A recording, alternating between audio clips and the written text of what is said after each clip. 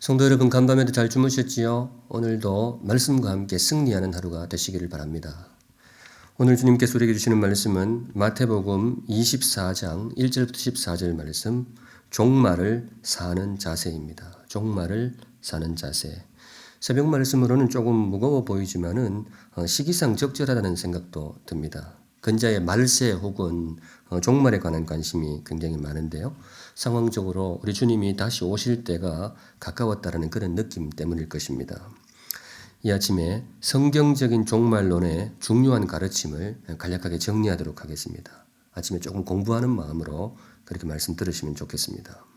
성경적인 종말론.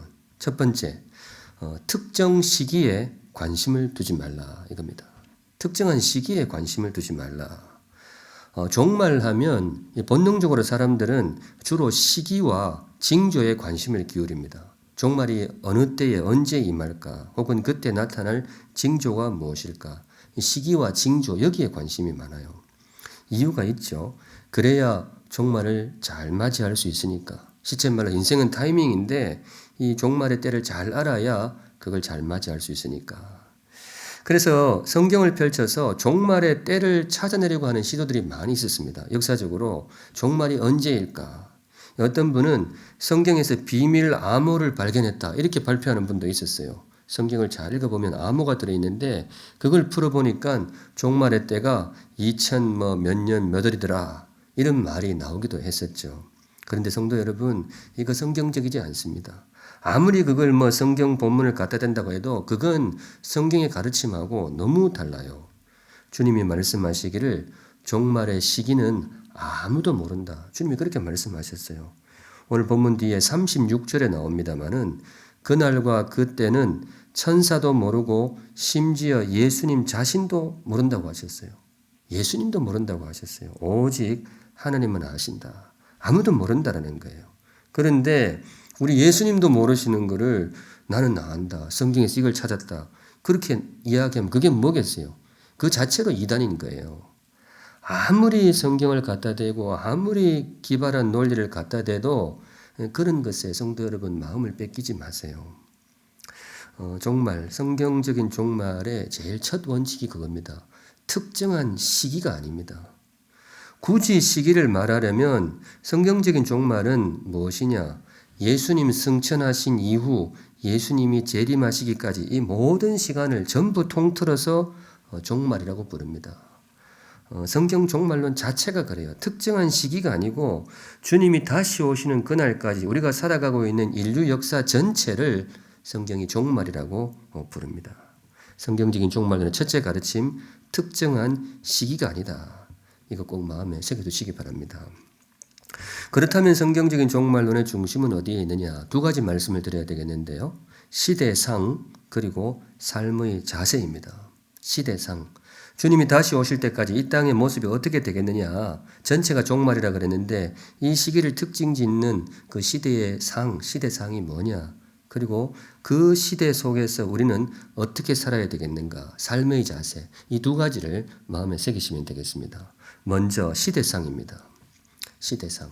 이 종말의 때를 우리가 살아가고 있는데 이 시기를 대표하는 그 시대상이 무엇이냐? 오늘 본문은 두 단어로 요약해 주십니다. 미혹 그리고 식어짐.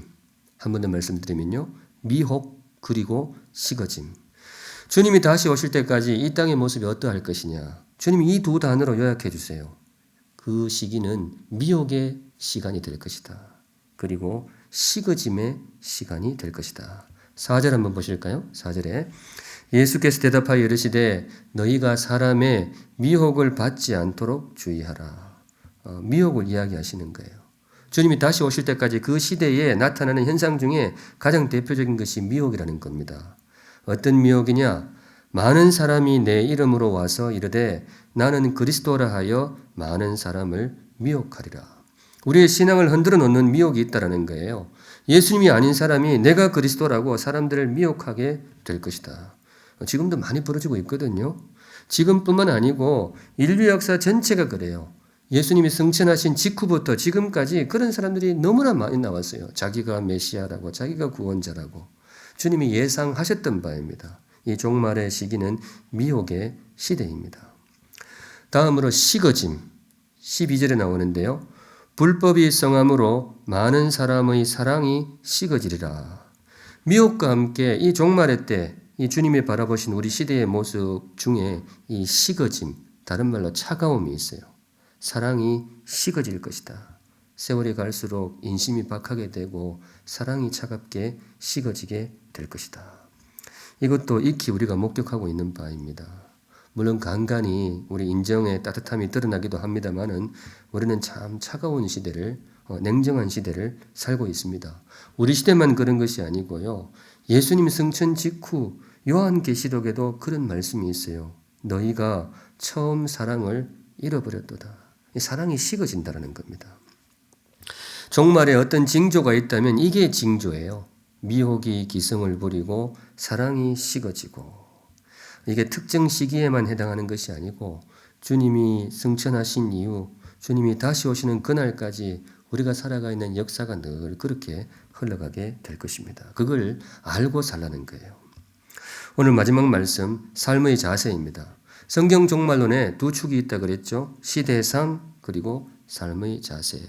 미혹과 식어짐으로 우리의 마음을 어둡게 하는 그런 시대를 우리가 살아가게 되는데, 그 시대를 성도로서 어떻게 살아야 할 것인가? 성도로서 어떻게 그 시대를 살아내야 할 것인가?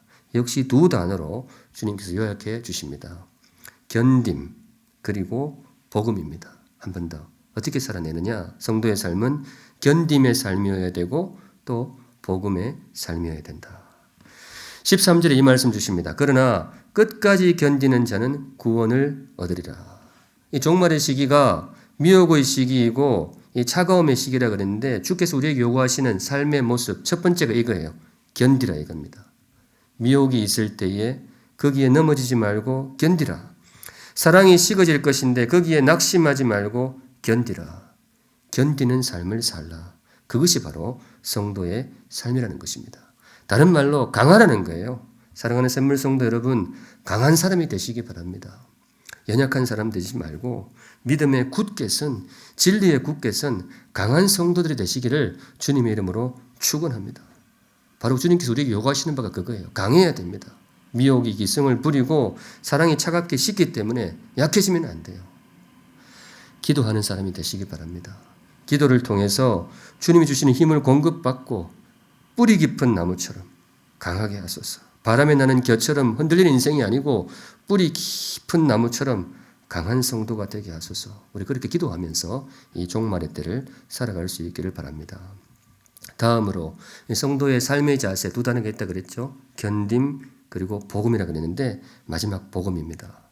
14절에 이 천국 복음이 모든 민족에게 증언되기 위하여 온 세상에 전파되리니 그제야 끝이 오리라.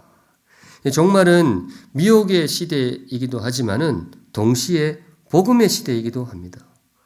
성도들의 믿음을 흔들어 놓으려고 하는 그런 미혹의 기승을 부리기도 하지만은 잃어버린 영혼들을 구원하기 위해서 복음이 세상 끝까지 펼쳐나가는, 뻗어나가는 복음의 시대, 그것이 바로 이 종말의 시대가 되겠습니다. 그런 의미에서 종말의 시대는 두 물줄기가 동시에 흐르는 시대라고 할 수 있습니다. 주의 백성은 복음의 물줄기에 참여할 것이고 어두운 세력들은 미혹의 줄기에 휩쓸리게 될 것입니다. 이 두 물줄기가 영적 전투를 벌이는 그런 시대가 바로 우리가 사는 종말이다. 그렇게 이해하시면 되겠습니다. 이것도 이미 우리가 목격하고 있는 바이죠. 성도들을 미혹하기 위한 그런 회책들도 너무나 강해지고, 그렇지만은 이 성도들과 함께 또 선교사들이 복음을 전하기 위해서 혼신의 힘을 다하고 있는 그런 시대가 바로 우리가 살아가는 종말의 시대입니다. 바라기는 이 말씀을 듣고 있는 저와 여러분은 미혹에 휩쓸리는 인생이 아니라 복음의 물줄기에 참여하는 복된 인생 되시기를 우리 주님의 이름으로 축원드립니다. 말씀 정리합니다. 오늘 주님께서 우리에게 주신 말씀, 종말을 사는 자세입니다. 종말을 사는 자세. 사실은 제가 제목에 중요한 메시지를 담았는데요. 종말을 맞이하는 자세가 아니고, 종말을 맞이하는 자세가 아니고 뭐예요? 종말을 사는 자세. 제가 그렇게 제목을 잡았습니다. 왜냐하면 종말은 특정한 시기가 아니거든요. 특정한 시기라면 맞이하는 그 단어가 어울리겠죠. 그런데 종말은 주님 다시 오시는 그날까지 우리가 사는 모든 날이 바로 종말입니다. 그래서 여기에 해당하는 단어는 종말을 사하는 자세. 제가 그렇게 제목을 잡았습니다. 오늘도 종말의 하루가 시작이 됩니다. 오늘도 여전히 미혹과 식어짐의 날이 될 것입니다. 모양은 다르고 정도는 달라도 여전히 미혹이 있고 또 여전히 식어짐이 있을 것입니다. 그런데 성도 여러분, 이런 시대를 살지만은 성도의 삶을 사는 하루가 되시기를 바랍니다. 뿌리 깊은 나무처럼 흔들림 없이 믿음의 삶을 살아가시고 주께서 펼쳐가시는 복음사역에 나도 한 발을 담그는 복된 하루가 되시기를 우리 주님의 이름으로 축원드립니다.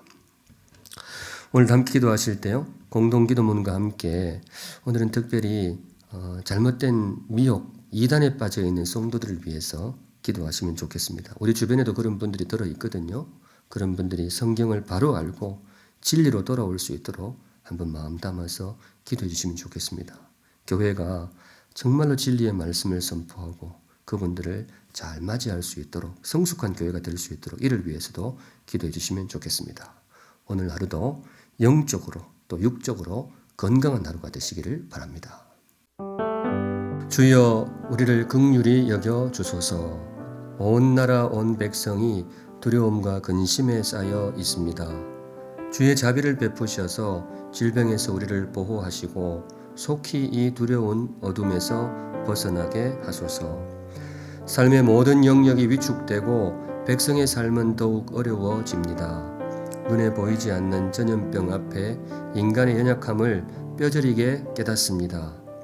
이 땅의 교만과 횡행하는 음란과 탐욕의 죄를 용서하시고 교회답지 못하고 성도답지 못했던 우리의 허물을 용서하소서. 방역 당국과 의료진에게 힘과 지혜를 더하셔서 질병의 기세가 꺾이고 확진자들이 건강을 되찾게 하옵소서.